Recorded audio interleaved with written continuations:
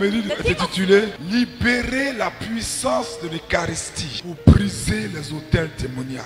Peuple de Dieu, si nous voulons libérer toute la puissance de l'Eucharistie, je peux vous le dire, la première des choses avantageuses à savoir, c'est de tenir compte des heures. Vous vous souvenez que les Juifs appellent 6 heures du matin la première heure. Il y a midi, c'est l'heure où Jésus a rencontré la femme samaritaine au puits. 15 heures, c'est une heure que nous tous nous connaissons. L'heure de la puissance, parce que c'est l'heure de la crucifixion du Seigneur. Et bien sûr, minuit, parce que c'est la porte du temps. Et Jésus nous a parlé de l'heure de minuit comme l'heure de la puissance des ténèbres.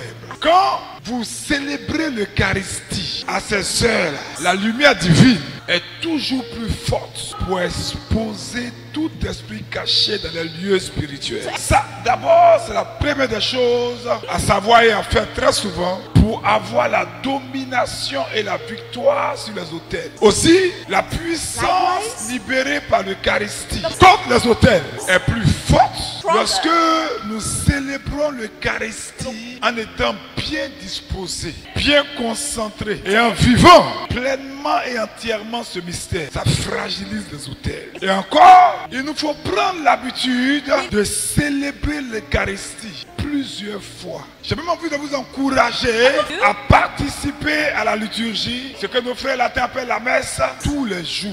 C'est une manière efficace pour rendre inopérant et pour neutraliser besoin d'assujettir au pouvoir du Christ et faire sortir de l'influence des forces de liturgie dans ce lieu. Vous verrez les effets. Vous verrez que tout esprit dans ces endroits va être affaibli automatiquement et désactivé. Traiter les autels se fait d'abord et seulement dans la célébration liturgique.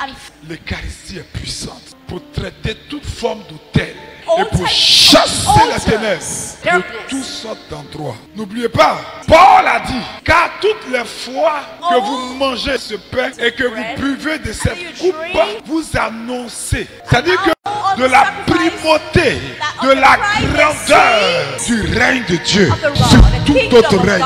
C'est pourquoi pour moi le audacieuse et victorieuse de la parole de Dieu, du triomphe de Christ. La célébration eucharistique, la divine liturgie doit être quelque chose de vivant. Chaque fois que toi et moi nous sommes réunis pour communier à son corps et à son sang, nous nous alignons, nous manifestons la puissance relâchée par son corps brisé à la croix, déchiqueté à la croix, par son sang répandu.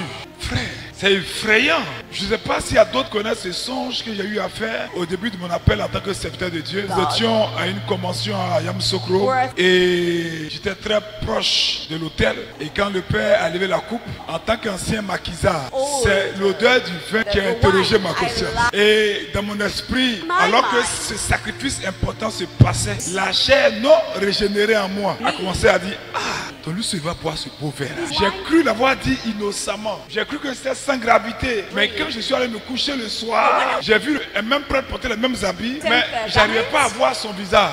Frère, et je l'ai vu lever la coupe devant moi. Je sais pas l'effet que ça fait quand on bout de la viande et qu'on n'arrête pas la cuisson jusqu'à la viande commence à se déchiqueter. C'est cette impression que j'avais. J'avais l'impression que je vivais ça. Comme si mes os se déchiquetaient. C'était effrayant.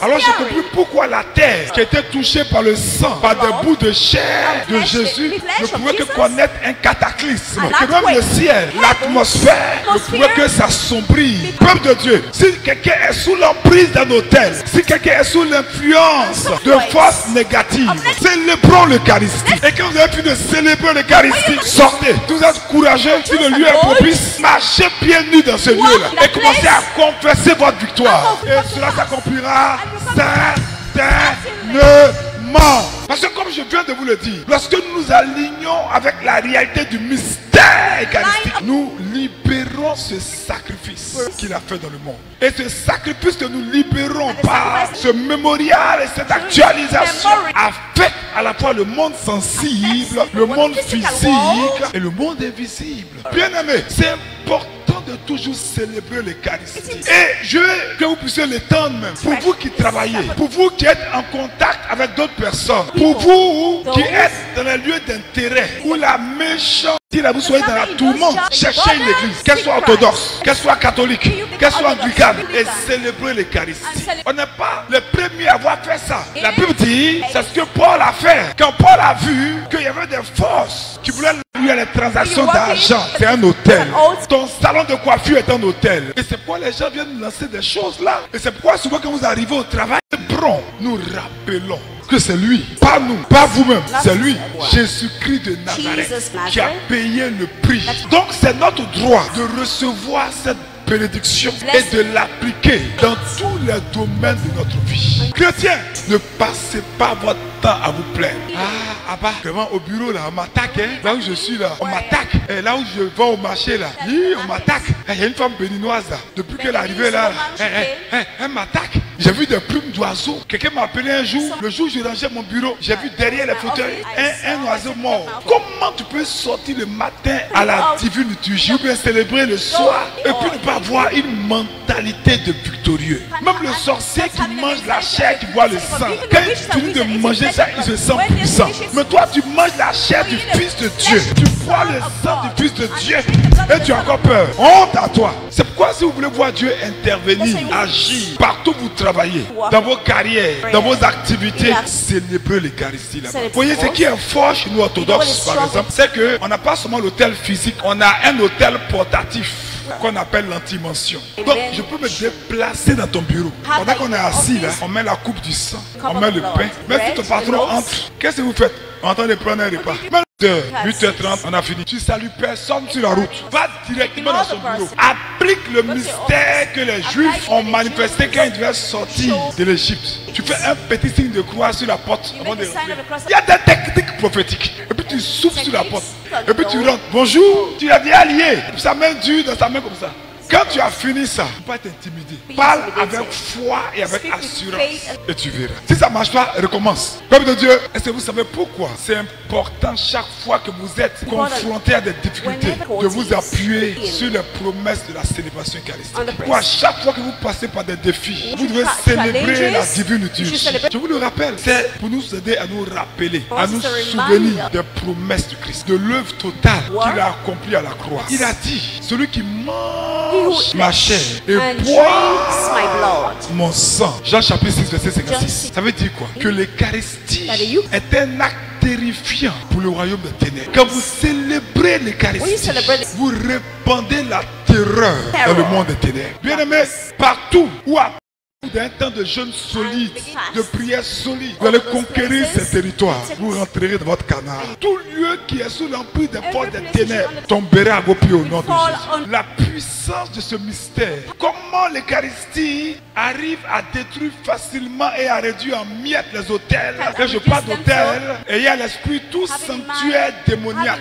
Je vous invite à lire avec moi ce texte-là. Hébreux chapitre 10. Lis avec moi fort. Ainsi donc, frères, puisque nous avons au moyen du sang de Jésus. Il dit nous avons au moyen du sang de Jésus. C'est l'Eucharistie. Nous avons au moyen du sang de Jésus. Ça veut dire que toutes les portes que les gens ont fermées devant toi, toutes les barrières visibles, tous les jougs qu'ils ont mis, les fardeaux, les prisons, tous les cadenas, les emprises sataniques. Il dit nous avons au moyen du sang de Jésus une libre entrée. Rien ne t'arrêtera désormais au nom de Jésus. Cette terre, il n'y a pas un hôtel sur terre qui peut m'empêcher d'entrer là où je veux rentrer. Même si c'est la présidence, j'entrerai. Parce que dans sa présence est plus que la présidence. Voyez comment la puissance, l'offense et le manque de pardon, ces deux choses vont nous empêcher de laisser couler la puissance de Dieu qui sort de cet hôtel vers nous. L'offense et le non-pardon. L'offense et le non-pardon.